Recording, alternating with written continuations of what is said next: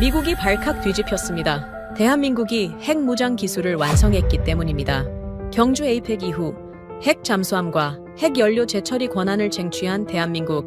그러나 전 세계 전문가들은 대한민국의 기술을 얕보며 핵무장은 불가능할 것이라 확신했죠. 대한민국은 늘 미국의 통제 범위 안이었으니까 말입니다.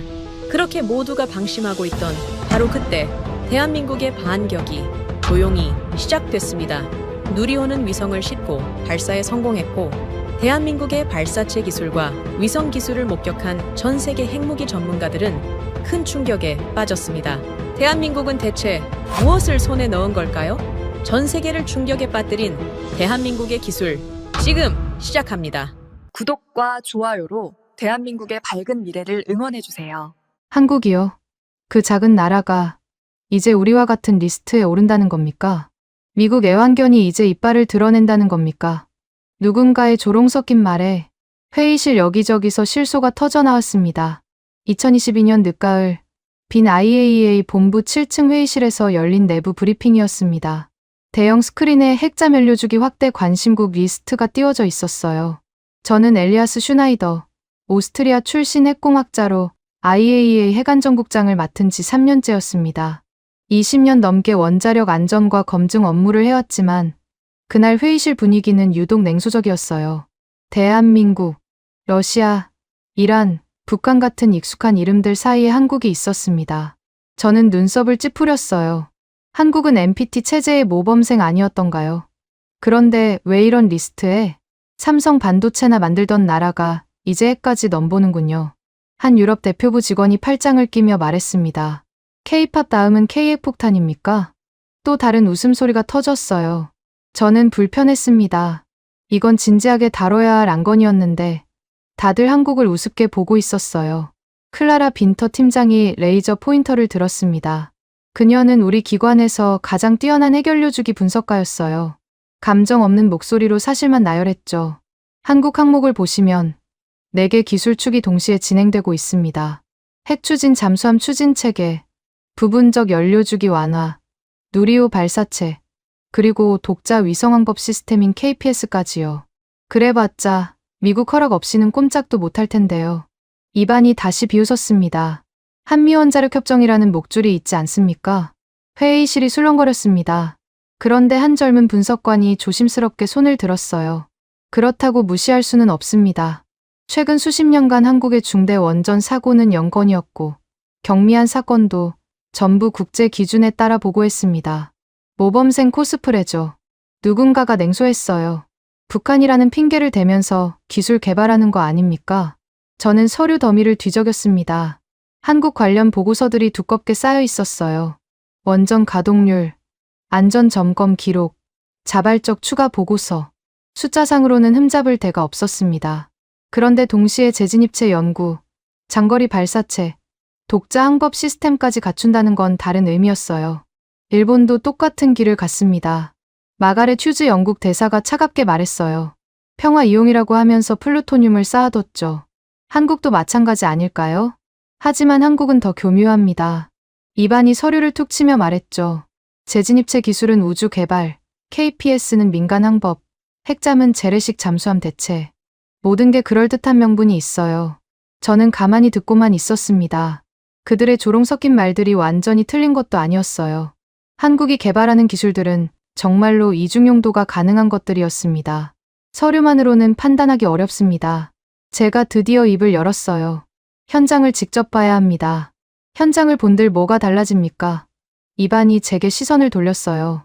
한국인들이 속내를 보여줄까요? 그들은 항상 웃으면서 예스, 예스 하지만 뒤에서는 다른 생각을 하는 사람들 아닙니까? 안토니오 카발로 사무차장이 손을 들어 분위기를 정리했습니다. 그는 안전과 보안 담당으로 제 직속 상관이었죠. 감정적인 판단은 자제합시다. 한국은 확실히 기존 분류 체계로는 설명하기 어려운 케이스입니다. 클라라가 슬라이드를 넘겼습니다. 화면에 한국의 원자력 시설 지도가 나타났어요. 한국은 현재 20여 기의 원전을 운영 중이고 연구용 원자로도 여러 기 보유하고 있습니다. 그리고 최근에는 사용 후의 연료 건식 저장 시설도 확대하고 있죠. 봐요. 전형적인 패턴입니다. 한 분석관이 끼어들었어요. 연료 비축, 재처리 능력 확보, 운반 수단 개발, 교과서적인 핵무장 준비 단계죠. 그런데 왜 이렇게 대놓고 합니까? 다른 분석관이 의문을 제기했어요. 보통은 숨기려고 하는데 한국은 오히려 자발적으로 더 많은 정보를 제공하고 있어요. 오만함이죠. 이반이 단정했습니다. 미국이 뒤를 봐준다고 믿으니까요. 우리가 뭐라 해도 미국이 막아줄 거라고 생각하는 겁니다. 저는 펜을 들어 메모했습니다. 기술 거의 완성, 의도 불명확, 투명성 높음. 이상한 조합이었어요. 보통은 이런 기술을 개발하는 나라들이 뭔가를 숨기려 하는데 한국은 정반대였습니다. 회의가 계속되는 동안 저는 불안감이 커지는 걸 느꼈어요. 한국을 조롱하는 분위기 속에서도 제시된 데이터는 무시할 수 없었습니다. 만약 한국이 정말로 그 모든 기술을 결합한다면 6개월이면 충분합니다. 한 기술 분석관이 조용히 말했어요.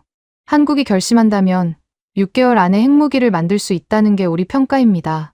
순간 회의실이 조용해졌습니다. 조롱하던 사람들도 잠시 말을 멈췄어요. 그래도 안 할 겁니다. 마가렛이 말했지만 목소리에 확신이 없었어요. 한미동맹이 있고 NPT 체제를 성실히 준수해왔으니까요. 이란도 그랬습니다. 누군가가 낮게 중얼거렸어요. 처음엔 다들 그렇게 말하죠. 논쟁이 다시 뜨거워졌습니다. 저는 가만히 듣고만 있었어요. 양쪽 다 일리가 있었습니다. 기술적으로는 위험하지만 행동으로는 모범적인 나라. 이런 모순을 어떻게 설명해야 할까요? 한국 이슈를 별도 안건으로 분리합시다. 안토니오 사무차장이 결정을 내렸어요. 그리고 현장 점검을 통해 실제 상황을 파악하는 게 우선입니다. 시간 낭비입니다. 이반이 서류를 탁 내려놓았어요. 김치 냄새 나는 연구실 구경하고 와서 뭐가 달라지겠습니까? 저는 그를 똑바로 쳐다봤습니다. 그래도 가봐야 합니다. 편견으로는 진실을 볼 수 없으니까요. 이반이 콧방귀를 뀌었지만 더는 반박하지 않았어요. 회의가 끝날 무렵 저는 노트맨 아래에 한 줄을 더 적었습니다. 한국은 기존 분류표 어디에도 깔끔하게 들어가지 않는다. 클라라가 제게 다가왔어요. 국장님은 어떻게 보십니까? 한국말입니다. 저는 잠시 생각했습니다. 솔직히 모르겠습니다. 이렇게 애매한 케이스는 처음이에요. 저도 그렇습니다. 그녀가 서류를 정리하며 말했죠. 수치상으로는 두 가지 극단이 동시에 나타나요. 최고의 안전 기록과 최고의 기술 능력이 한 나라 안에 있다는 게. 저는 창밖을 바라봤습니다. 빈의 가을 하늘이 흐렸어요. IAEA 본부 건물 너머로 도시가 펼쳐져 있었죠. 이곳에서 우리는 세계 각국의 핵 프로그램을 감시하고 평가합니다. 그런데 한국처럼 판단하기 어려운 나라는 정말 드물었어요. 회의실을 나서면서 저는 불편한 예감이 들었습니다. 한국을 제대로 평가하려면 기존의 틀로는 부족할 거라는 생각이었어요. 우리에게는 새로운 기준이 필요할지도 모릅니다. 복도에서 이반과 다시 마주쳤어요. 그는 여전히 비웃는 표정이었습니다. 한국도 결국 다른 나라들과 똑같아질 겁니다. 기술을 가진 나라는 언젠가 그걸 쓰게 되어 있어요. 특히 자존심 강한 동양인들은 더하죠. 저는 대답하지 않았습니다. 하지만 속으로는 의문이 들었어요. 정말 그럴까? 한국이 정말 그런 선택을 할까? 엘리베이터를 기다리며 저는 한국 담당 보고서를 다시 펼쳐봤습니다. 첫 페이지에 적힌 문장이 눈에 들어왔어요. 대한민국은 NPT 비핵국으로서 모든 의무를 성실히 이행하고 있음. 그런데 왜 불안한 걸까요? 아마도 기술과 선택 사이의 간격이 너무 좁아졌기 때문일 겁니다. 한국은 이제 선택의 기로에 서 있었어요. 그들이 조롱당하면서도 묵묵히 기술을 쌓아온 이유가 뭘까요? 아니, 그보다 먼저 현장을 봐야 했습니다. 서류와 편견이 아닌 실제를 봐야 했어요. 그들이 정말로 무엇을 준비하고 있는지, 왜 이 모든 걸 숨기지 않는지 직접 확인해야 했습니다. 며칠이 지났습니다. 저는 사무실에 틀어박혀 한국 관련 서류를 검토했어요. 책상 위에는 한국이 제출한 핵잠 연료주기 관련 협정 문서와 IAEA 기술 검토 보고서가 산처럼 쌓여 있었습니다. 커피는 이미 식었고 창밖의 빈 시내는 어둠에 잠겨 있었죠. 첫 번째 파일을 펼쳤습니다. 한미원자력협정 개정안과 부속 문서들이었어요. 놀랍게도 모든 절차가 NPT 체제에 완벽하게 맞춰져 있었습니다. 미국, IAEA, 한국이 동시에 감시하는 3중 구조였죠. 연료주기 실험은 명시적으로 제한되어 있었어요. 농축 우라늄 20kg, 제처리 플루토늄 10kg, 실험 기간 3년, 지정된 시설에서만 가능. 숫자들이 빼곡하게 적혀 있었습니다. 사용 후 결료 이동 경로도 세부적으로 명시되어 있었어요. 어느 원전에서 어느 저장 시설로 어떤 운송 수단을 써서 몇 명의 감시관 입회하에 마치 체스 게임의 모든 수를 미리 기록해둔 것 같았습니다. 클라라가 노크를 하고 들어왔어요. 국장님, 한국 데이터 분석 끝났습니다. 그녀는 노트북을 펼치고 표를 보여줬습니다. 보시다시피 한국의 연료주기 실험 범위는 매우 제한적입니다. 무기급 핵물질 생산과는 거리가 멀어요. 그런데 저는 서류에서 눈을 떼지 않은 채 물었습니다. 이 제한된 실험만으로도 그들은 필요한 모든 데이터를 얻을 수 있습니다. 시뮬레이션과 결합하면 실제 대량 생산 시나리오까지 예측 가능하죠. 저는 펜을 내려놓았어요. 똑똑하네요. 너무 똑똑해서 문제입니다. 클라라가 한숨을 쉬었어요. 이란이나 북한과는 차원이 달라요. 그들은 숨기려다 들켰지만 한국은 공개하면서도 목적을 달성하고 있습니다. 바로 그때 정지훈이라는 이름의 한국 담당관으로부터 이메일이 왔습니다. 첨부 파일이 12개나 달려 있었어요. 제목은 추가 자발적 보고서, 법적 의무 외였습니다. 저는 파일들을 하나씩 열어봤어요. 믿기 어려울 정도로 상세한 내용이었습니다. 원심 분리기 회전수, 온도 변화 그래프, 심지어 실험실 출입 기록까지 법적으로 제출할 필요가 없는 것들이었어요. 이메일 본문도 특이했습니다. 슈나이더 국장님, 투명성은 신뢰의 기초입니다. 추가 자료가 필요하시면 언제든 요청하십시오. 우리는 숨길 것이 없습니다. 정중하지만 묘한 자신감이 느껴지는 문장이었어요. 왜 이렇게 많이 보여주는 걸까요? 클라라가 의아해했습니다. 자신감이겠죠. 제가 답했어요. 아니면 우리를 안심시키려는 전략이거나. 저는 IAEA 사무처 기술평가 메모를 찾아 펼쳤어요. 거기에는 이런 문장이 있었습니다. 한국의 연료주기 실험은 규정 범위 내에서 설계된 투명성이 높은 프로젝트로 평가됨. 공식 문서에 이런 긍정적 평가가 들어가는 건 드문 일이었어요. 다음 파일은 통계 자료였습니다. 최근 10년간 한국의 IAEA 정기 보고서 제출 지연이나 누락 건수가 정확히 0건이었어요. 다른 나라들과 비교하면 거의 기적에 가까운 수치였죠.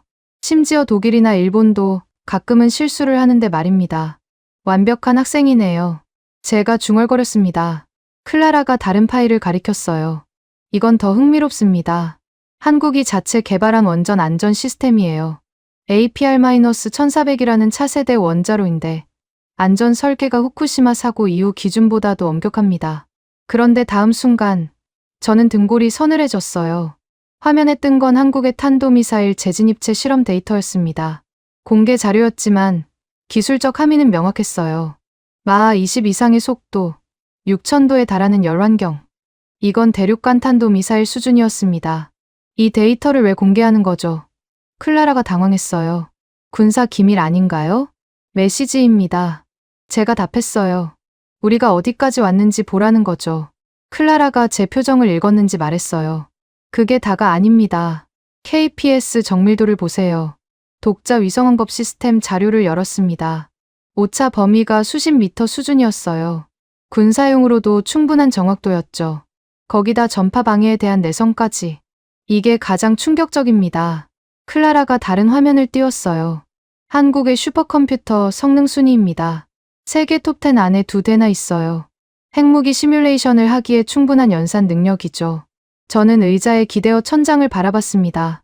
머릿속에서 퍼즐 조각들이 맞춰지고 있었어요.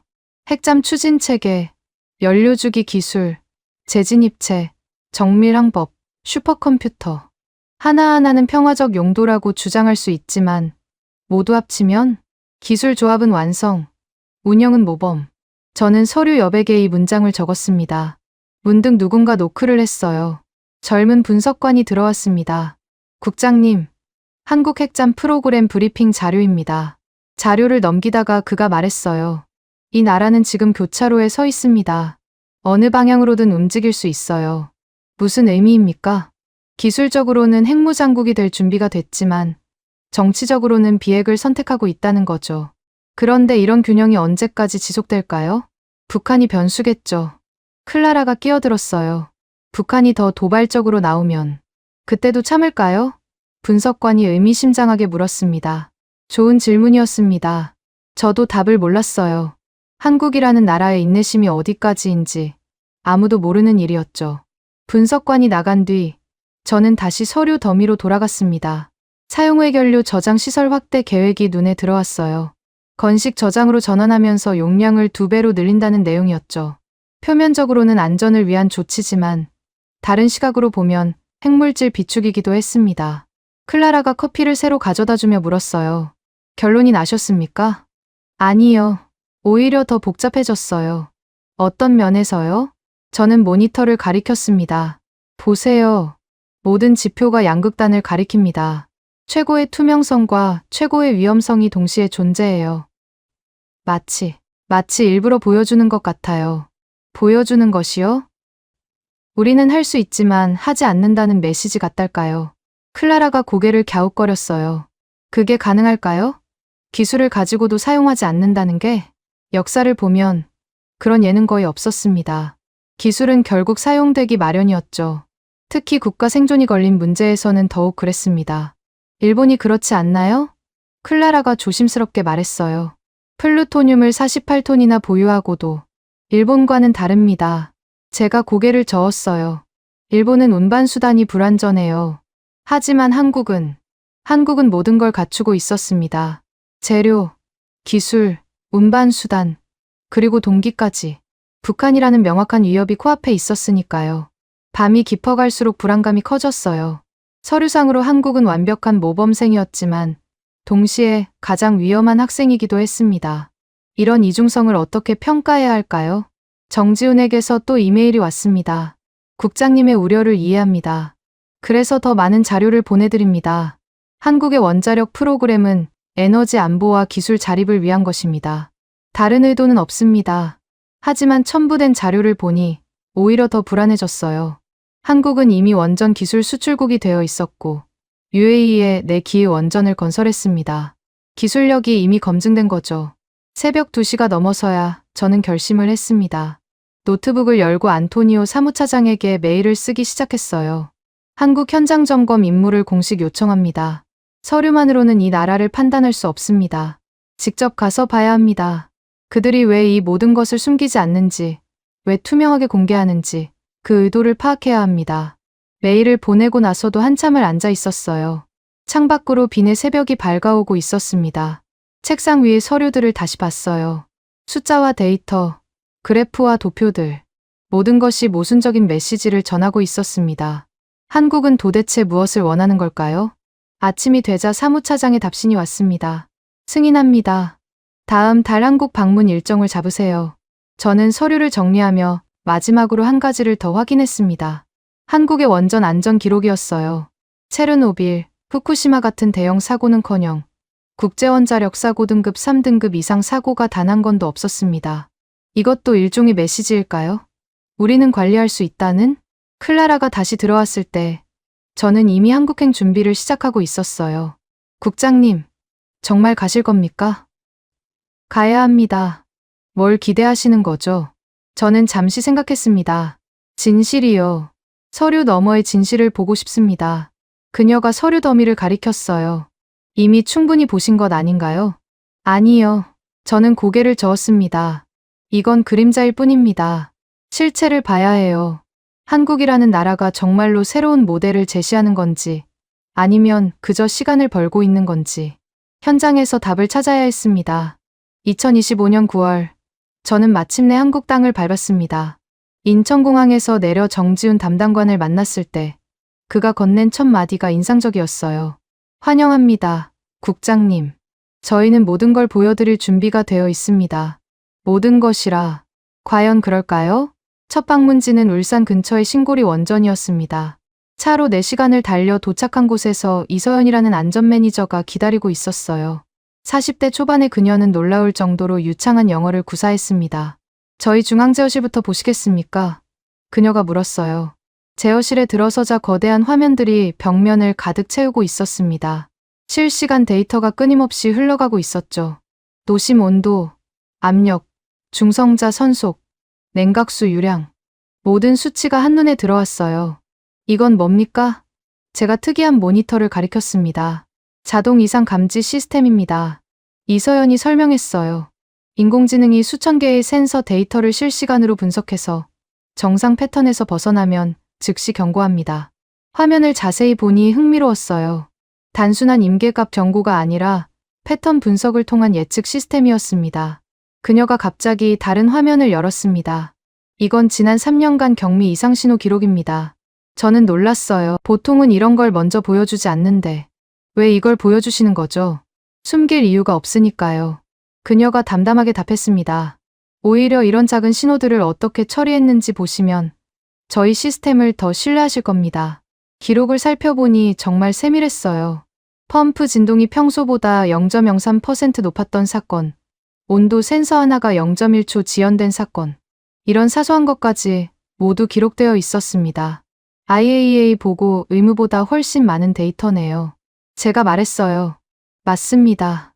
법적 의무는 아니지만 우리는 자발적으로 더 많이 보고합니다. 이서연이 자료를 넘기며 말했죠. 신뢰는 투명성에서 나오니까요. 다음은 사용 후 연료 저장 시설이었습니다. 거대한 콘크리트 캐스크들이 줄지어 서 있었어요. 각각에는 고유 번호와 QR코드가 붙어 있었습니다. 실시간 모니터링이 가능합니까? 제가 물었어요. 이서연이 태블릿을 꺼내 QR코드를 스캔했습니다. 즉시 상세 정보가 떴어요. 연료 조성, 연소도, 냉각 기간, 현재 온도, 방사선 수준, 심지어 이동 이력까지 나왔습니다. 이 정보를 IAEA와 실시간으로 공유할 수 있습니다. 그녀가 말했어요. 원하신다면 지금 당장이라도요. 저는 클라라에게 전화했습니다. 한국 데이터 접속해보세요. 잠시 후 클라라가 놀란 목소리로 답했어요.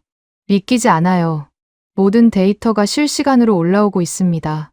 이 정도 개방성은 처음 봅니다. 시설을 나오면서 이서연이 말했습니다. 사실 저희도 취약점이 있습니다. 저는 걸음을 멈췄어요. 취약점이요? 사이버 보안이 가장 큰 고민입니다. 시스템이 개방적일수록 해킹 위험도 커지니까요. 그래서 2중 3중 방어 체계를 구축했지만 완벽하다고는 할 수 없죠. 이렇게 솔직하게 약점을 인정하는 건 정말 드문 일이었어요. 원전을 떠나 인근 마을로 향했습니다. 거기서 한소연이라는 주민 대표를 만났어요. 50대 후반의 그녀는 지역 모니터링 위원장이었습니다. 마을 회관에 들어서자 놀라운 광경이 펼쳐졌어요. 벽면에 대형 모니터가 설치되어 있었고 실시간 방사선 수치가 표시되고 있었습니다. 이게 뭡니까? 제가 물었어요. 공공 방사선 모니터입니다. 한소연이 설명했어요. 원전 반경 10km 내 모든 공공기관, 학교, 병원에 설치되어 있어요. 모두 73지점입니다. 저는 화면을 자세히 봤습니다. 각 지점의 수치가 실시간으로 업데이트되고 있었어요. 자연 방사선 수준과 거의 같았습니다. 주민들이 이걸 이해합니까? 한소연이 쓴웃음을 지었어요. 처음엔 무서워했죠. 숫자만 보면 겁나니까요. 그래서 교육을 했습니다. 이제는 대부분 읽을 수 있어요. 그녀가 게시판으로 안내했습니다. 모니터링 위원회 회의록이 빼곡하게 붙어 있었어요. 작년에만 정례 회의가 12번, 임시 회의가 8번이었습니다. 그녀가 설명했어요. 원전에서 뭔가 작업할 때마다 미리 알려주고 우리가 참관할 수 있어요. 신뢰하십니까? 제가 단도직입적으로 물었어요. 한소연이 잠시 침묵했다가 답했습니다. 우리는 이 수치를 매일 봅니다. 그래서 불안하지만 동시에 믿을 수 있어요. 숨기면 더 무서운 법이죠. 그 말이 가슴에 와닿았습니다. 불안하지만 믿을 수 있다. 이게 한국식 투명성의 본질인가요? 다음 날은 대전의 원자력연구원을 방문했습니다. 거기서 파이로 프로세싱 실험 시설을 봤어요. 사용 후의 연료를 재처리하는 기술인데 플루토늄을 따로 분리하지 않는다는 게 특징이었습니다. 순수 플루토늄을 추출할 수 없다는 거죠. 제가 확인했어요. 네, 그렇습니다. 연구원이 답했어요. 핵무기로 전용하기 어렵게 설계했습니다. 하지만 저는 알고 있었어요. 이 기술도 조금만 변형하면. 그때 정지훈이 제 생각을 읽었는지 말했습니다. 국장님, 우리도 압니다. 이 기술의 이중성을요. 그래서 더 투명하게 공개하는 겁니다. 무슨 의미입니까? 숨기면 의심받습니다. 하지만 공개하면 우리가 이걸로 뭘 하는지 모두가 볼 수 있죠. 감시받는 게 오히려 안전장치입니다. 신선한 관점이었어요. 감시를 부담이 아니라 보호막으로 보는 시각. 연구원을 나서면서 정지훈이 추가 일정을 제안했습니다. 내일 IAEA와의 공동 워크숍이 있습니다. 한국 젊은 과학자들이 국제 규범에 대해 배우는 자리인데 참관하시겠습니까? 저는 동의했어요. 다음 세대가 어떤 교육을 받는지 보고 싶었습니다. 워크숍에는 30여 명의 젊은 연구원들이 참석했어요. 놀랍게도 그들은 MPT 체제의 중요성, 핵 확산의 위험성에 대해 진지하게 토론하고 있었습니다. 한 젊은 연구원이 손을 들었어요. 우리가 기술을 개발하는 건 자주국방을 위해서입니다. 하지만 그게 지역 군비 경쟁으로 이어지면 안 되겠죠. 다른 연구원이 반박했습니다. 그럼 북한은 어떻게 할 겁니까? 그들이 핵을 포기하지 않는데. 그래도 우리는 다른 길을 가야 합니다. 첫 번째 연구원이 답했어요. 기술은 이때 사용하지 않는 것. 그게 진정한 힘 아닐까요? 저는 그들의 토론을 들으며 많은 생각이 들었어요. 이 나라는 정말로 특별한 실험을 하고 있는 건지도 모릅니다. 저녁 무렵 호텔로 돌아오면서 정지훈이 물었어요. 어떠셨습니까? 저희가 숨기는 게 있다고 보십니까? 아니요. 제가 솔직하게 답했어요. 오히려 너무 많이 보여줘서 불안합니다. 그가 웃었어요. 그게 저희 전략입니다. 모든 걸 보여주면 오히려 의심할 수 없죠. 호텔 방에서 저는 오늘 본 것들을 정리했습니다. 메모 마지막에 이렇게 적었어요. 숨기지 않는다. 그러나 기술 조합은 여전히 위험하다. 클라라에게 전화했습니다. 어떻게 봐야 할까요? 글쎄요. 그녀가 고민하며 답했어요. 이 정도로 개방적인 나라가 갑자기 핵무기를 만들 가능성은 낮아 보입니다. 하지만 능력은 있다는 거죠. 그리고 그 능력이 계속 커지고 있어요. 창밖을 보니 대전 시내의 불빛들이 반짝이고 있었습니다. 평화로워 보이는 이 나라가 정말로 선의만 가지고 있을까요? 아니면 우리가 보지 못하는 다른 계획이 있는 걸까요? 한국 방문 첫 주가 끝나가고 있었습니다. 예상과 달리 저는 더 많은 의문을 품게 되었어요. 이 나라는 숨기지 않음으로써 오히려 더 큰 미스터리가 되어버렸습니다. 한국 방문을 마치고 빈으로 돌아온 다음 날 아침, 저는 평소보다 일찍 사무실에 도착했습니다. 책상 위에 두꺼운 파일이 놓여 있었어요. IAEA 기술분석팀이 작성한 한국 관련 종합 보고서였습니다. 표지에 급히 도장이 찍혀 있었어요. 제목은 한국 재진입 체발사 체위 상황법 기술 통합 분석이었습니다. 첫 페이지를 넘기자 숨이 막혔습니다. 그래프와 수치들이 명확한 메시지를 전하고 있었어요. 한국은 이미 선을 넘었다고. 클라라가 커피를 들고 들어왔습니다. 보고서 보셨습니까? 지금 보는 중입니다. 제가 답했어요. 그녀가 특정 페이지를 펼쳤습니다. 이 부분을 먼저 보세요. 재진입체 실험 데이터입니다. 숫자들이 눈에 들어왔습니다. 재진입 속도 마하 21, 표면 온도 6300도. 이건 대륙간 탄도미사일 수준이었어요. 어떻게 이런 데이터를 얻었습니까? 제가 물었어요. 한국이 자발적으로 제공했습니다. 클라라가 답했어요.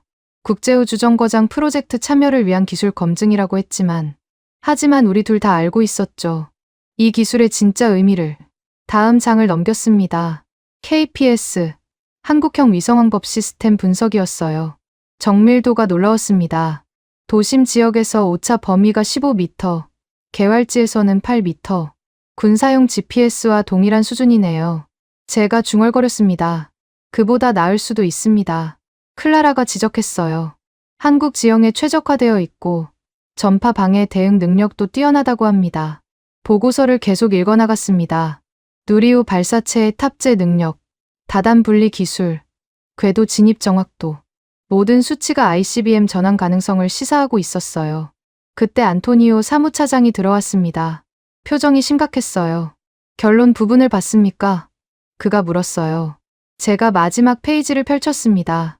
거기에는 굵은 글씨로 이렇게 적혀 있었어요. 기술 조합만 놓고 보면 한국은 완성된 핵무장 잠재력 보유국으로 평가됨.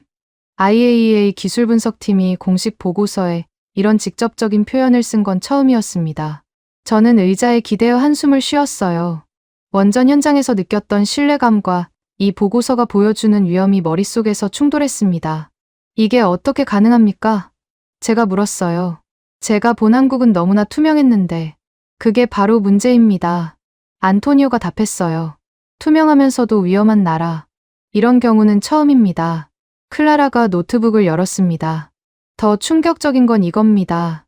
한국의 슈퍼컴퓨터를 이용한 핵폭발 시뮬레이션 능력 평가입니다. 화면에 복잡한 도표가 나타났어요. 한국이 보유한 슈퍼컴퓨터의 연산 능력으로 충분히 핵무기 설계, 시뮬레이션이 가능하다는 내용이었습니다. 실제 핵실험 없이도 제가 물었어요. 컴퓨터 시뮬레이션만으로도 상당한 신뢰도를 얻을 수 있습니다. 클라라가 설명했어요. 미국이 CTBT 이후 사용하는 방법과 같습니다. 저는 일어나서 창가로 갔습니다. 비니 하늘은 맑았지만 제 마음은 먹구름으로 가득했어요. 한국이 왜 이 모든 데이터를 우리에게 줬을까요? 제가 물었어요. 경고일 수도 있습니다. 안토니오가 답했어요.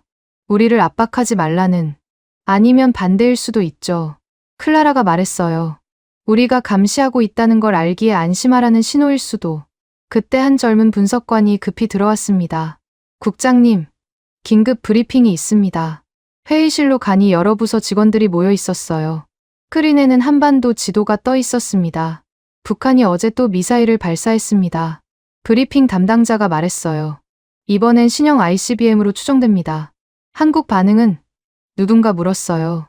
공식적으로는 차분합니다. 하지만 담당자가 다음 슬라이드를 띄웠어요. 한국군이 즉시 자체 미사일 발사 훈련을 했습니다. 정확히 북한 발사 30분 후였죠.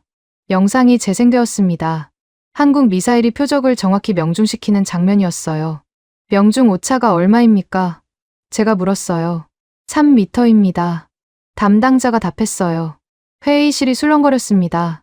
그 정도 정확도면 핵탄두만 없을 뿐이군요. 누군가 낮게 중얼거렸어요. 저는 다시 보고서를 들여다봤습니다. 한 분석관이 덧붙인 메모가 있었어요. 핵탄두만 안 올렸을 뿐, 기술적으로는 언제든 가능. 안토니오가 회의를 정리했습니다. 정치적 해석은 별도로 논의합시다. 일단 이 보고서를 공식 채택하겠습니다. 회의가 끝난 후 저는 사무실로 돌아와 노트에 적었습니다. 기술 완성, 선택 미정, 분류 공백. 그날 저녁 정지훈에게서 이메일이 왔어요.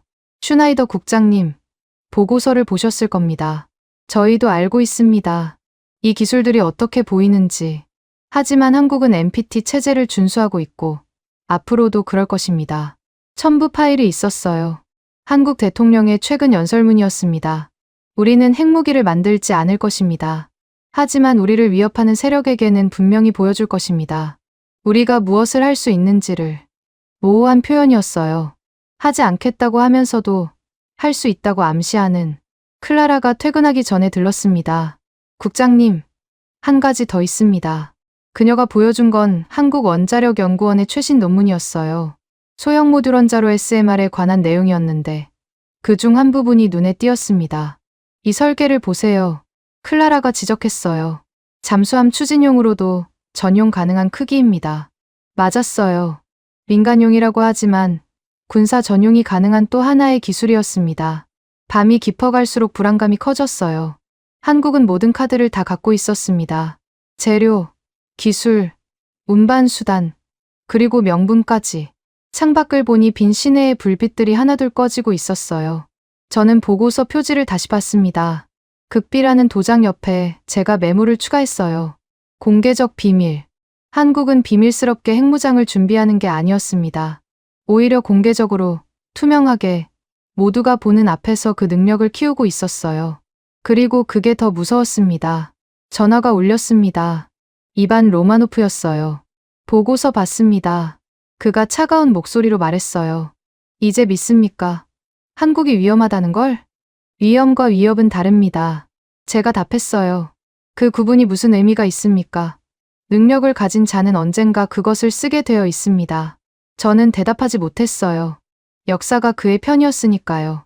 핵무기를 만들 수 있게 된 나라들은 대부분 실제로 만들었습니다. 전화를 끊고 나서 저는 한국 지도를 꺼냈어요. 작은 반도 국가, 북쪽에는 핵무장한 적대국, 서쪽에는 거대한 중국, 동쪽에는 플루토늄을 쌓아둔 일본. 이런 환경에서 한국이 계속 자제할 수 있을까요? 아니면 이미 결정은 내려진 걸까요? 단지 시기만 기다리는 걸까요? 저는 노트 마지막 줄에 이렇게 적었습니다. 한국은 완성된 핵무장 잠재국이다. 문제는 언제까지 잠재에 머물 것인가. 2025년 늦가을, 저는 다시 한국을 방문했습니다. 이번 목적지는 서울의 합동작전센터였어요. 정지훈이 차 안에서 설명했습니다. 오늘 보실 시뮬레이션은 한국이 IAEA와 처음으로 공유하는 데이터입니다. 매우 민감한 내용이니 양해 부탁드립니다. 건물에 도착하자 삼엄한 경비가 눈에 띄었어요. 신분 확인만 4번, 금속 탐지기를 2번 통과한 뒤에야 지하로 내려갈 수 있었습니다. 엘리베이터가 지하 4층에서 멈췄습니다. 문이 열리자 거대한 공간이 나타났어요. 축구장만한 크기의 상황실이었죠. 정면에는 거대한 화면이, 양옆에는 수십 대의 모니터가 설치되어 있었습니다. 수십 명의 장교와 분석관들이 각자의 단말기 앞에서 조용히 일하고 있었어요. 강혜진 단장이 저를 맞았습니다. 40대 중반의 그는 육군 소장 계급장을 달고 있었어요. 환영합니다. 슈나이더 국장님. 오늘은 특별한 걸 보여드릴 예정입니다. 특별한 것이요? 그가 중앙 화면을 가리켰습니다. 한국형 다층 방어 시스템의 실제 성능입니다. 화면에 한반도 지도가 떴어요. 북쪽에서 붉은 점들이 표시되기 시작했습니다. 가상의 미사일 발사 지점들이었죠. 시나리오를 설명하겠습니다. 강혜진이 레이저 포인터를 들었어요. 북한이 다탄두 미사일 10발을 동시 발사한다고 가정합니다. 각 미사일은 진짜 탄두 3개와 미끼탄 6개를 탑재하고 있죠. 저는 계산을 했어요. 총 90개의 물체가 한국을 향해 날아온다는 거였습니다. 먼저 다른 나라 시스템의 대응을 보겠습니다. 그가 버튼을 눌렀어요. 시뮬레이션이 시작됐습니다. 붉은 궤적들이 포물선을 그리며 남아있어요. 파란 점들이 올라가 요격을 시도했지만 성공률은 처참했습니다. 진짜 탄두와 미끼를 구분하지 못한 채 무작위로 요격하는 모습이었어요. 일반적인 시스템의 요격 성공률은 30% 정도입니다. 강혜진이 설명했어요. 미끼 때문에 효율이 떨어지죠. 화면이 리셋됐습니다. 이번에는 한국 시스템이었어요. 이제 저희 시스템을 보겠습니다. 그가 다시 버튼을 눌렀어요. 똑같은 시나리오가 시작됐지만 반응이 완전히 달랐습니다. 미사일이 발사되자마자 수십 개의 센서가 작동했어요. 발사 지점 분석, 초기 궤적 계산, 열신호 패턴 분석, 화면 하단의 실시간 데이터가 미친 듯이 흘러갔습니다. 재진입체 연구 데이터가 여기서 활용됩니다. 강혜진이 설명했어요. 진짜 탄두와 미끼는 재진입 시 열 패턴이 다릅니다. 마하 20에서 측정한 데이터로 저희는 그 차이를 구분할 수 있죠. 화면에서 놀라운 일이 벌어졌습니다. 90개 물체 중 진짜 탄두 30개가 붉은색으로, 미끼 60개가 회색으로 표시됐어요. 각 물체 옆에는 신뢰도 퍼센티지까지 표시되고 있었습니다. KPS 데이터도 결합됩니다. 그가 계속 설명했어요. 낙하 지점을 오차 수십 미터 내로 예측할 수 있습니다. 보세요. 각 탄두의 예상 낙하 지점이 실시간으로 계산됩니다. 요격 미사일들이 정확히 진짜 탄두만 노렸습니다. 첫 번째 요격층에서 절반이, 두 번째에서 또 절반이 격추됐어요. 남은 탄두들은 마지막 방어선에서 대부분 제거됐습니다. 최종 요격 성공률이 얼마입니까? 제가 물었어요. 93%입니다. 강혜진이 답했어요. 기존 시스템 대비 20에서 30%포인트 향상된 수치죠. 순간 상황실이 조용해졌습니다. 젊은 장교 한 명이 속삭이듯 말했어요. 실제로는 더 높을 수 있습니다. 이건 보수적으로 계산한 겁니다. 그때 제 옆에서 누군가 말했어요. 인상적이네요. 에밀리 로웰이었습니다. 워싱턴 싱크탱크의 선임 연구원이었죠. 언제 들어왔는지 몰랐어요. 하지만 이 기술은 방어용만이 아니죠. 그녀가 날카롭게 물었어요. 강혜진이 잠시 침묵했다가 답했습니다. 맞습니다. 이 능력은 공격에도 활용될 수 있습니다. 어떻게요? 제가 물었어요. 화면이 바뀌었습니다. 이번에는 한국이 공격하는 시나리오였어요. 같은 데이터로 적의 방어망을 무력화할 수 있습니다. 그가 설명했어요. 어디가 약점인지, 어떻게 회피할지 정확히 계산 가능하죠. 시뮬레이션에서 한국 미사일들이 복잡한 기동을 하며 가상의 적 방어망을 뚫고 들어갔습니다. 지그재그로 비행하고 고도를 급격히 바꾸고 마지막 순간에 분리되는 탄두들. 명중률이 놀라웠어요. 이것도 보십시오. 한 분석관이 다른 화면을 켰어요. 극초음속 활공체 시뮬레이션입니다. 새로운 무기 체계가 화면에 나타났습니다. 마하 5를 넘는 속도로 불규칙하게 기동하며 목표를 향해 날아갔어요. 이건 언제 개발한 겁니까? 제가 놀라서 물었어요. 개발이 아닙니다. 시뮬레이션입니다. 강혜진이 답했어요. 하지만 필요하다면 그 의미는 명확했습니다. 만들 수 있다는 거였죠. 그럼에도 우리는 이 능력을 방어와 억제에만 쓸 것이. 강혜진이 단호하게 말했어요. 그게 한국의 선택입니다. 동맹을 지키고 국제 규범을 준수하는 것. 에밀리가 조용히 말했습니다. 이런 능력을 가진 나라가 핵을 선택하지 않은 이유를 우리는 제대로 이해하고 있는가요? 그 말이 가슴에 박혔어요. 정말 우리가 이해하고 있는 걸까요? 시뮬레이션이 계속됐습니다. 다양한 시나리오가 펼쳐졌어요. 잠수함 발사 미사일, 극초음속 무기, 드론대 공격. 한국 시스템은 모든 위협에 효과적으로 대응했습니다. 이것 보세요. 한 장교가 새로운 시뮬레이션을 시작했어요. 사이버 물리 복합 공격 시나리오입니다. 화면에 복잡한 공격 패턴이 나타났습니다. 사이버 공격으로 레이더를 교란하면서 동시에 물리적 공격을 가하는 시나리오였어요. 이런 복합 위협에도 대응 가능합니까? 제가 물었어요. AI가 패턴을 실시간으로 분석합니다. 젊은 장교가 설명했어요. 딥러닝으로 수백만 가지 시나리오를 학습했죠. 인간보다 빠르고 정확하게 판단할 수 있습니다. 그때 정지훈이 제게 속삭였습니다. 이 데이터를 IAEA와 공유하는 이유를 아십니까? 신뢰입니다. 우리가 뭘 할 수 있는지 보여주되 그것을 국제사회와 공유한다는 메시지죠. 투명성이 최고의 억지력이라고 믿습니다. 시뮬레이션이 끝나고 강혜진이 마지막 화면을 보여줬습니다. 한국합동작전 분석단의 내부 평가 문서였어요. 여기 보시면 한국 모델 적용 시 생존율이 기존 대비 현저히 향상된다고 나와 있습니다. 그가 설명했어요. 이 자료를 IAEA와 공유하겠습니다. 저는 그 문장을 오래 들여다봤어요. 방어 능력의 향상인지, 공격 능력의 과시인지. 국장님, 강혜진이 진지하게 말했습니다. 한국은 칼을 갖고 있습니다. 날카로운 칼을요.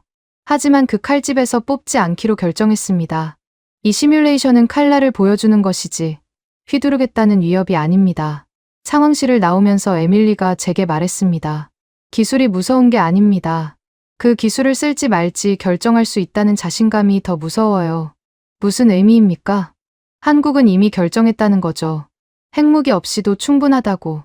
그런데 그 충분함의 기준이 뭘까요? 그리고 그 기준이 바뀐다면? 좋은 질문이었습니다. 한국은 핵무기 없이도 충분한 억지력을 가졌다고 판단한 걸까요? 아니면 필요하면 언제든 만들 수 있다는 자신감 때문일까요? 밖으로 나오니 서울의 저녁 풍경이 펼쳐졌습니다. 화려한 네온사인, 붐비는 거리, 평화로운 일상. 방금 본 시뮬레이션과는 너무나 대조적이었어요. 지하 깊은 곳에서는 전쟁을 준비하고 지상에서는 평화를 즐기는 이중적인 도시. 이것이 한국의 현실이었습니다. 정지훈이 물었습니다. 저녁 식사하시겠습니까? 아니요. 호텔로 가고 싶습니다. 제가 답했어요. 생각할 게 많아서요. 호텔 방에 돌아와 저는 창밖을 바라봤습니다. 남산타워가 밝게 빛나고 있었어요. 평화의 상징처럼 보이는 그 탑 아래 엄청난 군사력이 숨어 있다는 게 아이러니했습니다. 노트를 펼치고 오늘 본 것을 정리했습니다. 위험 기술이 아니라 사용 원칙과 동맹 구조. 한국은 기술을 가졌지만 사용하지 않기로 선택했습니다. 그런데 그 선택이 얼마나 견고할까요? 상황이 바뀌면, 동맹이 흔들리면, 북한이 더 위협적으로 나오면? 전화가 울렸습니다. 클라라였어요. 시뮬레이션 데이터 받았습니다. 그녀가 말했어요. 놀랍네요. 이 정도 능력이면 핵무기가 필요 없다. 아니요. 오히려 반대입니다. 이 정도 능력에 핵까지 더해진다면 상상하기도 무섭습니다. 그녀의 말을 끊었습니다. 그러지 않기를 바라야죠. 하지만 국장님, 기술적 능력과 정치적 선택 사이의 간격이 너무 좁아요. 한순간의 결정으로. 알고 있습니다. 제가 한숨을 쉬었어요. 전화를 끊고 나서 저는 스스로에게 물었습니다. 이 정도 능력을 가진 나라가 핵무기를 만들지 않겠다고 말할 때 우리는 무엇을 기준으로 평가해야 하는가? 답은 없었습니다. 적어도 아직은. 창밖의 서울은 여전히 평화로웠어요. 하지만 그 평화 아래 숨어있는 엄청난 힘을 이제 저는 알게 되었습니다. 그리고 그 힘을 억제하고 있는 것이 기술이 아니라 선택이라는 사실도. 한국 방문을 마치고 빈으로 돌아온 날, 저는 곧바로 사무실로 향했습니다. 새벽 3시였지만 잠이 올 리 없었어요. 머릿속에는 지난 몇 주간 본 것들이 퍼즐 조각처럼 흩어져 있었습니다. 사무실 벽에 큰 화이트보드를 설치했습니다. 왼쪽과 오른쪽으로 나누어 표를 그리기 시작했어요. 왼쪽에는 기술 지표, 오른쪽에는 관리 지표라고 적었습니다. 먼저 기술 지표부터 채워나갔어요. 재진입체 기술 마하 21, 6000도 열환경 데이터 확보, KPS 정밀도, 오차 범위 15m, 핵잠 추진 체계 개발 중, 연료주기 기술 제한적이지만 충분한 데이터 확보, 슈퍼컴퓨터 세계 톱10에 2대, 다층 방어 시스템 요격률 93%, 숫자들을 적어나갈수록 등골이 서늘해졌습니다. 이 모든 것을 합치면 한국은 사실상 핵무장국과 다름없었어요. 단지 마지막 조립만 안 했을 뿐. 다음은 관리 지표였습니다. 중대 원전 사고 최근 수십 년간 0건, IAEA 보고서 제출 지연 0건, 자발적 추가 보고, 법적 의무의 300% 이상, 실시간 데이터 공유 전면 개방, 주민 참여형 모니터링 73지점 운영, 국제 공동 워크숍 연 12회 이상했습니다. 한쪽은 최고 수준의 위험을, 다른 한쪽은 최고 수준의 안전을 보여주고 있었어요. 마치 두 개의 다른 나라를 보는 것 같았습니다. 클라라가 노크를 하고 들어왔어요. 국장님, 안 주무셨군요. 잠이 안 옵니다. 제가 화이트보드를 가리켰어요. 이걸 어떻게 설명해야 할까요? 그녀가 표를 자세히 봤습니다. 극단의 이중성이네요. 그것보다 더한 것 같아요. 제가 의자에 앉으며 말했습니다. 이건 우리가 알던 분류 체계로는 설명이 안 됩니다. 클라라가 노트북을 열었어요. 다른 나라들과 비교해 볼까요? 화면에 여러 나라의 데이터가 나타났습니다. 이란 기술은 발전 중이지만 투명성 낮음. 일본 플루토늄은 많지만 운반수단 불안전. 독일 기술력은 있지만 정치적 의지 없음. 브라질 과거 핵개발 경험 있지만 현재는 포기. 한국과 비슷한 케이스가 없네요. 클라라가 결론을 내렸어요.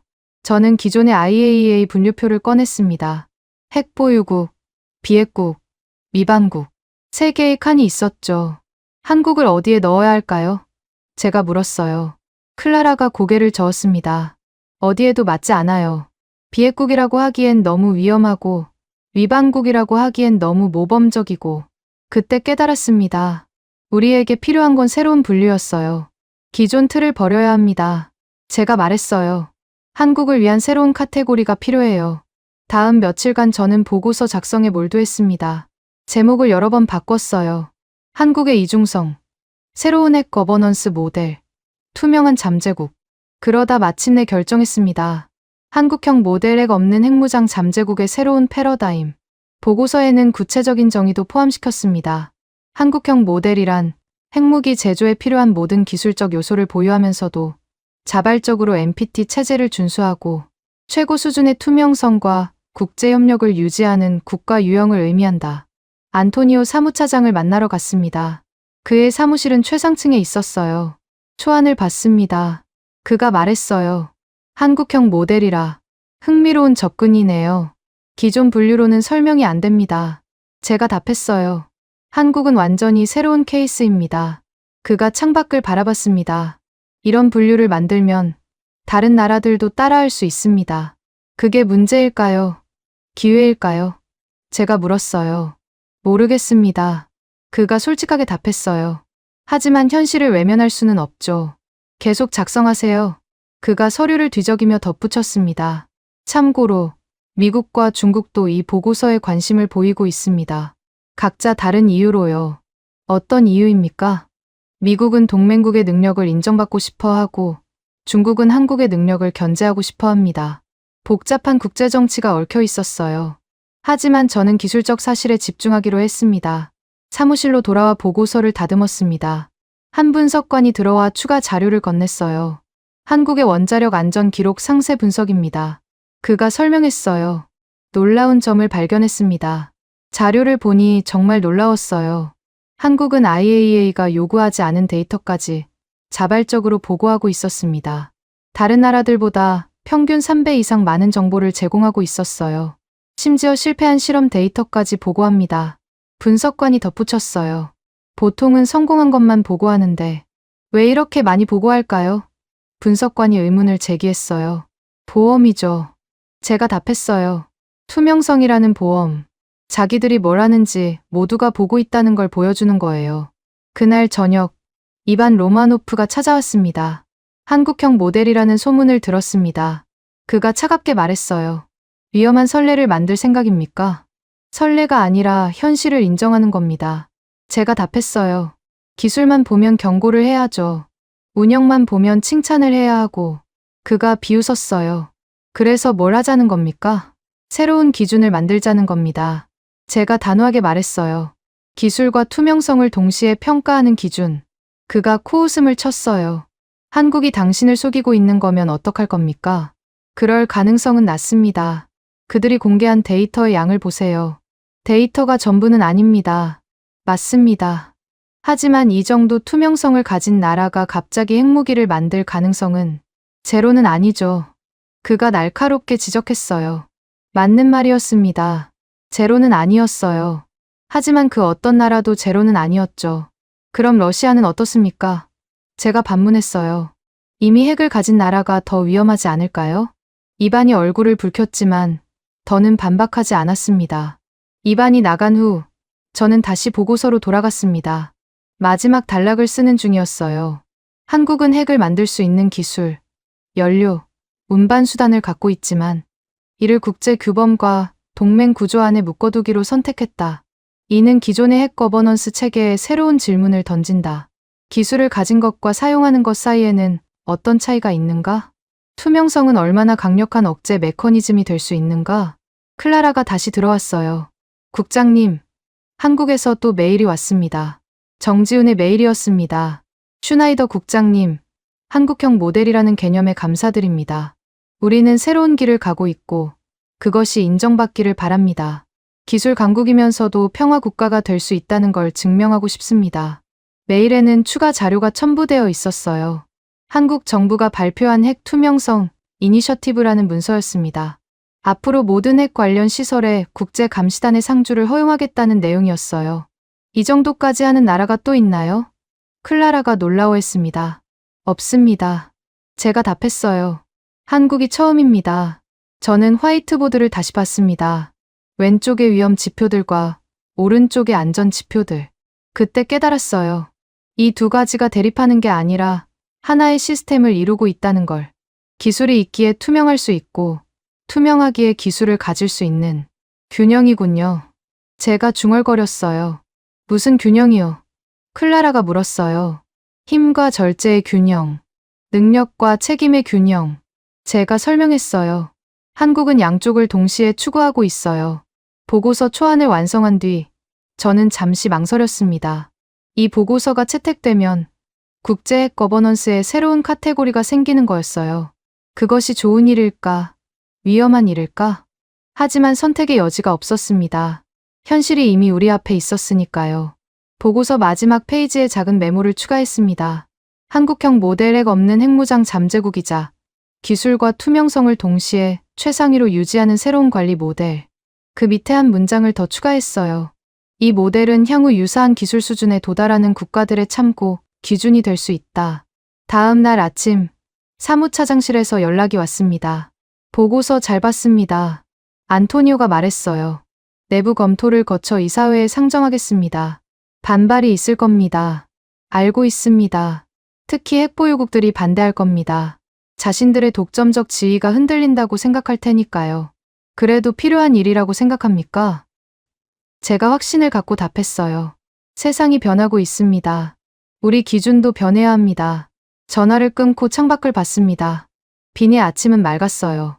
한국이라는 나라가 던진 질문에 우리가 답을 찾아가고 있었습니다. 완벽한 답은 아닐지 몰라도 적어도 시작이었어요. 클라라가 커피를 가져다 주며 물었습니다. 이제 어떻게 될까요? 모르겠습니다. 제가 솔직하게 답했어요. 하지만 한 가지는 확실해요. 한국 같은 나라가 더 나타날 겁니다. 기술은 이때 사용하지 않는, 강화돼 절제하는. 우리는 그들을 위한 새로운 틀을 만들어야 해요. 그녀가 고개를 끄덕였습니다. 한국형 모델. 좋은 이름이에요. 단순한 이름이 아닙니다. 제가 진지하게 말했어요. 이건 새로운 시대의 시작일 수도 있어요. 저는 다시 보고서를 펼쳤습니다. 앞으로 이사회에서 격론이 벌어질 거였어요. 하지만 적어도 우리는 진실에 한 걸음 더 가까워졌습니다. 한국은 우리가 알던 세계의 균열을 냈습니다. 그리고 그 균열 사이로 새로운 가능성이 보이기 시작했어요. 이사회를 하루 앞둔 밤이었습니다. IAEA 본부 건물은 대부분 어둠에 잠겼지만 제 사무실만은 여전히 불이 켜져 있었어요. 책상 위에는 완성된 보고서가 놓여 있었습니다. 한국 핵 프로그램 종합평가라는 제목 아래 150페이지에 달하는 분석이 담겨 있었죠. 하지만 저는 마지막 페이지만 계속 읽고 있었습니다. 정확히는 마지막 단락의 한 문장이었어요. 초기 버전은 이랬습니다. 한국은 잠재 핵무장국으로 분류되어야 하며 강화된 감시가 필요하다. 일주일 전에 쓴 문장이었어요. 그때는 맞다고 생각했습니다. 기술 지표만 보면 분명 그랬으니까요.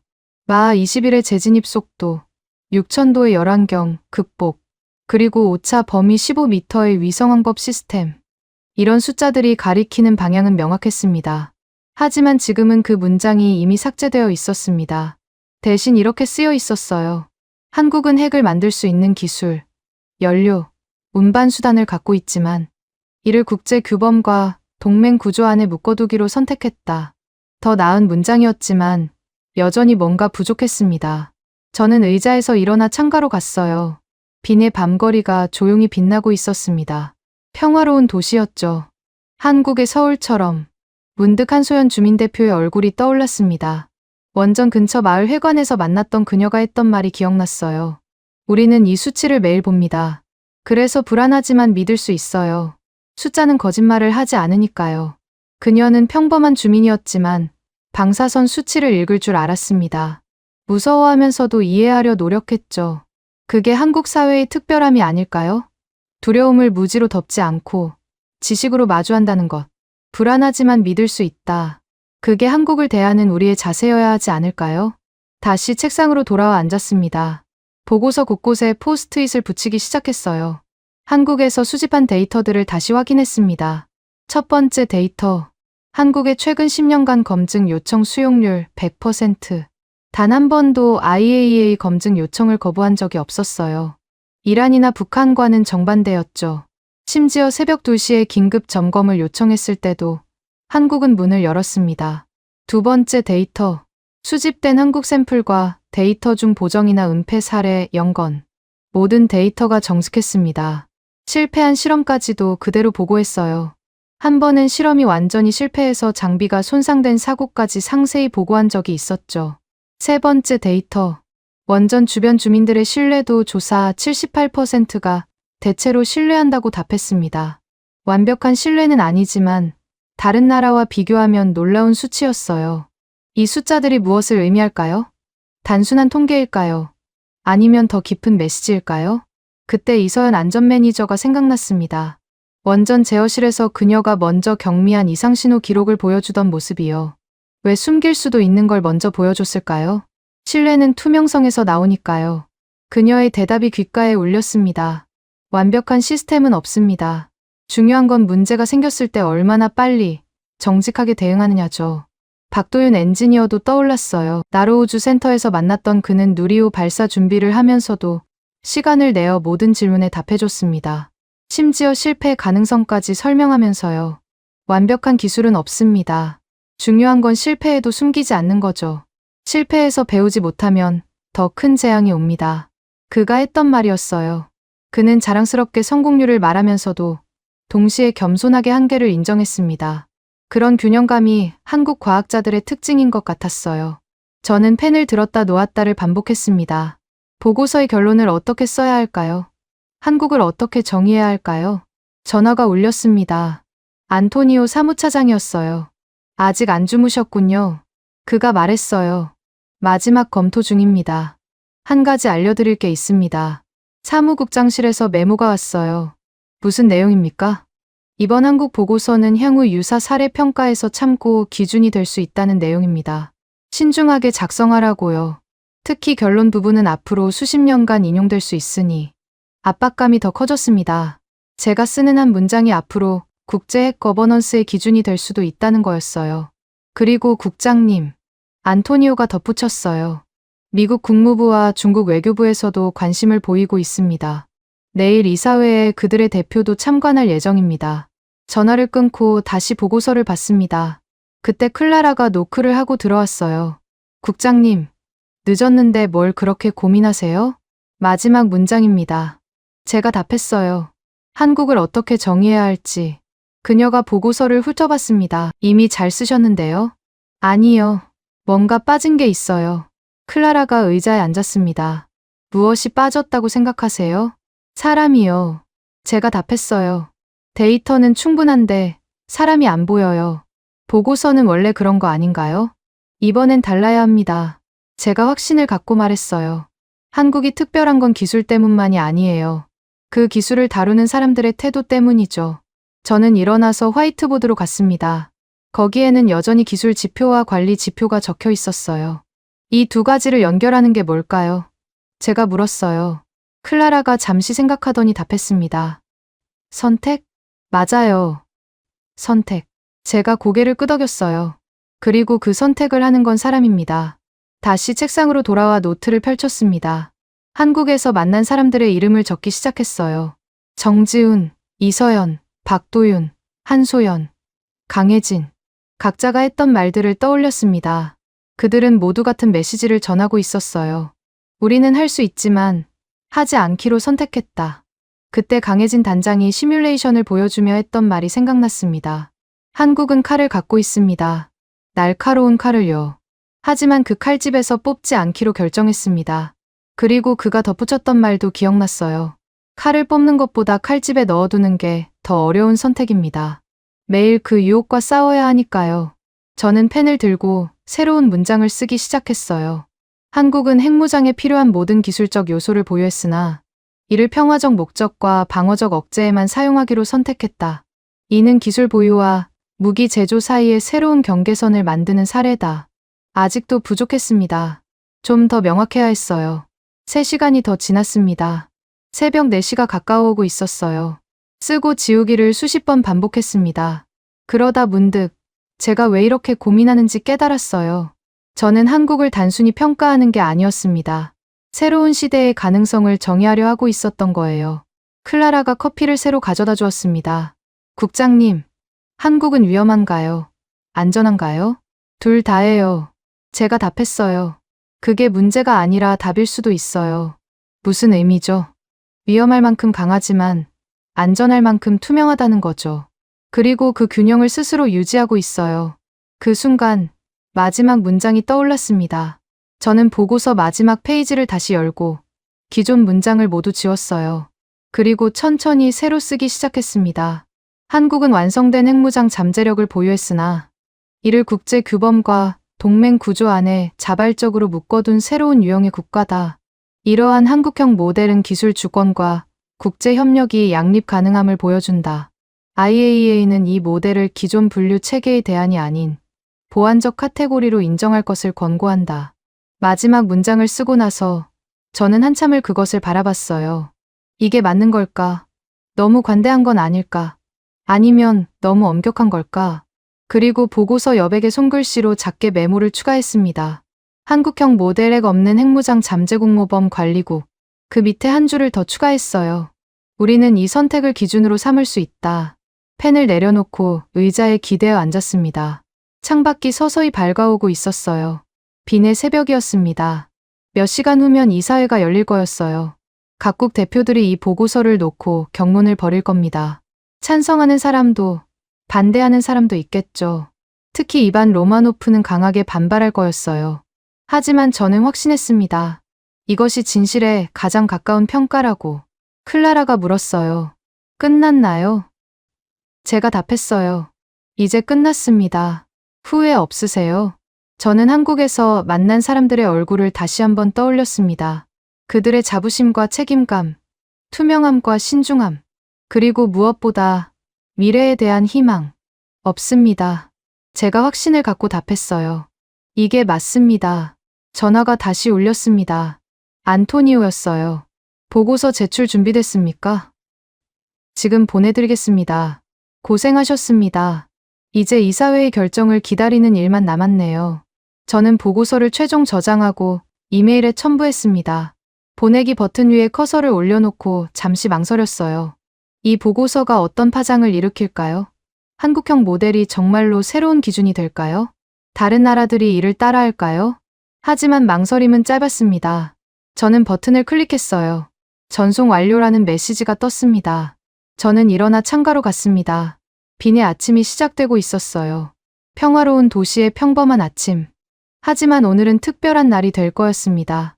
한국이라는 나라가 던진 질문에 우리가 답을 하는 날이니까요. 2025년 11월 27일 오전 9시 IAEA 이사회가 시작되었습니다. 원형 테이블 주위로 35개 이사국 대표들이 앉아 있었어요. 중앙 스크린에는 한국 핵 프로그램 종합평가라는 제목이 떠 있었습니다. 3년 전 이 자리에서 한국을 조롱했던 사람들이 이제는 진지한 표정으로 앉아 있었죠. 저는 연단에 섰습니다. 손에는 150페이지 보고서가 들려 있었지만 핵심은 마지막 한 페이지에 있었어요. 한국은 재진입체 기술에서 마하 21, 6,000도의 열환경 데이터를 확보했습니다. 제가 설명을 시작했어요. KPS의 정밀도는 15m, 핵잠 추진 체계는 개발 단계, 다층 방어 시스템의 요격률은 93%입니다. 회의장이 술렁거렸습니다. 숫자들이 의미하는 바를 모두가 알고 있었으니까요. 하지만 제가 목소리를 높였어요. 한국의 중대 원전 사고는 0건, 검증 수용률은 100%, 자발적 데이터 공개는 의무 수준의 300%입니다. 이반 로마노프가 손을 들었습니다.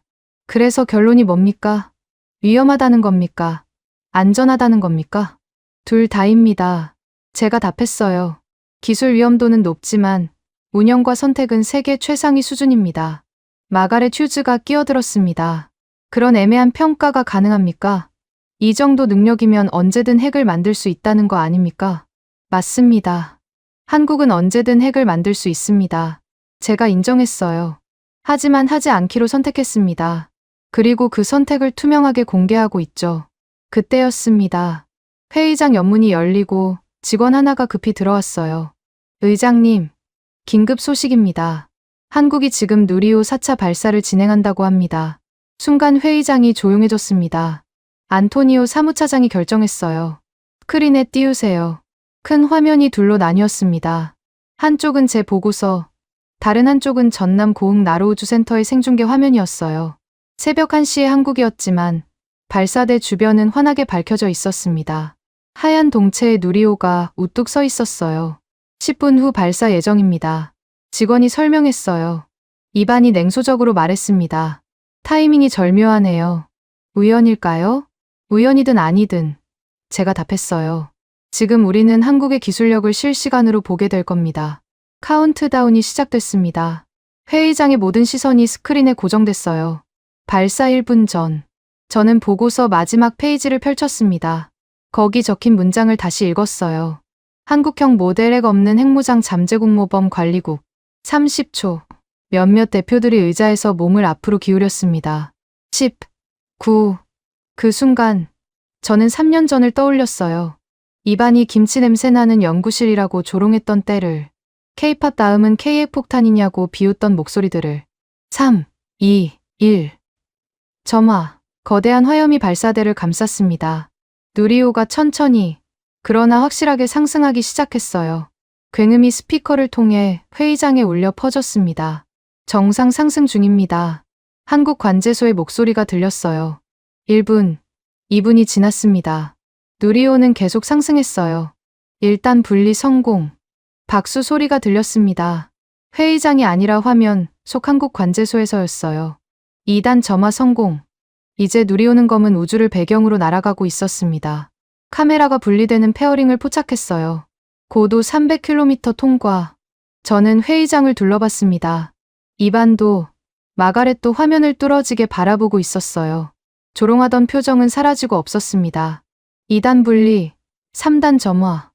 12분이 지났습니다. 목표 궤도 진입 확인. 위성 분리 시작합니다. 화면 하단에 자막이 떴습니다. 누리호 4차 발사 성공. 한국 관제소가 환호성으로 가득 찼어요. 직원들이 서로 껴안고 기뻐하는 모습이 보였습니다. 회의장은 침묵에 잠겼습니다. 그 침묵을 깬 건 뜻밖에도 마가렛 휴즈였어요. 인상적이네요. 그녀가 조용히 말했습니다. 저는 다시 마이크를 잡았습니다. 방금 보신 이 힘을 한국은 핵무기가 아니라 우주 개발에 쓰고 있습니다. 투명성과 동맹 속에 묶어두고 있죠. 그게 얼마나 갈까요? 이반이 물었지만 목소리에 이전 같은 확신은 없었어요. 모르겠습니다. 제가 솔직하게 답했어요. 하지만 지금까지는 성공적입니다. 그리고 우리는 그것을 인정해야 합니다. 안토니오 사무차장이 일어났습니다. 투표를 시작하겠습니다. 한국형 모델을 새로운 카테고리로 인정할 것인가? 손들이 하나둘 올라갔습니다. 처음엔 망설임이 있었지만 점점 더 많은 손이 올라갔어요. 찬성 24, 반대 7, 기권 4, 통과되었습니다. 안토니오가 선언했어요. 저는 안도의 한숨을 쉬었습니다. 창밖을 보니 비니 하늘이 맑았어요. 서울의 새벽 하늘처럼. 회의가 끝난 후 이반이 제게 다가왔습니다. 당신이 옳았을지도 모르겠네요. 그가 마지못해 인정했어요. 하지만 여전히 위험합니다. 알고 있습니다. 제가 답했어요. 그래서 계속 지켜봐야죠. 그가 가고 난 후 정지훈에게서 메시지가 왔습니다. 감사합니다, 국장님. 한국형 모델이 인정받아 기쁩니다. 우리는 이 신뢰를 배신하지 않을 것입니다. 저는 답장을 썼어요. 축하합니다. 하지만 이제 시작입니다. 회의장을 나서면서 저는 돌아봤습니다. 크린에는 여전히 누리호 발사 성공 장면이 남아 있었어요. 3년 전 한국을 조롱했던 이 자리에서 오늘 우리는 새로운 가능성을 인정했습니다. 핵 없는 핵무장 잠재국, 기술과 절제의 균형, 힘과 투명성의 공존. 한국이 보여준 길이 옳은지는 시간이 증명할 겁니다. 하지만 적어도 오늘 우리는 한 걸음 앞으로 나아갔어요. 밖으로 나오니 비내 오후 햇살이 따뜻했습니다. 평화로운 도시의 평범한 오후. 하지만 오늘은 특별한 날이었어요. 세계가 조금 바뀐 날이었으니까요.